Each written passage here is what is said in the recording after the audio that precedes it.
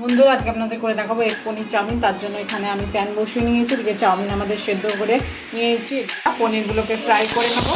পনিরের মধ্যে অল্প একটু আমরা লবণ দিয়ে নেবো। পনিরগুলো আমরা হালকা ভেজে নিয়েছি, এবার তুলে ফেলছি। এই তেলেই আমি একটা ডিম ফাটিয়ে ভেজে নিচ্ছি। এগুলো আমরা হালকা ভেজে নিয়েছি, এবার তুলে ফেলছি। এবার তেলের মধ্যে আমরা দিয়ে দিচ্ছি কাঁচা লঙ্কা কুচি এবং পেঁয়াজ কুচি। এবার পেঁয়াজ আর কাঁচা লঙ্কা আমরা একটু হালকা করে ভেজে নেবো। কাঁচা লঙ্কা হালকা করে ভেজে নিয়েছি, এবার সেদ্ধ করা চাউমিনটার মধ্যে আমরা দিয়ে দিচ্ছি।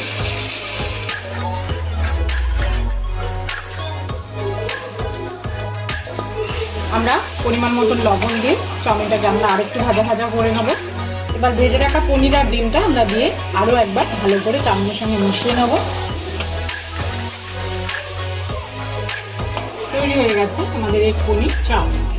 সম্পূর্ণ ভিডিওটা দেখার জন্য সকলকে জানাই ধন্যবাদ। সবাই ভালো থাকবেন, দেখা হবে নেক্সট ভিডিওতে।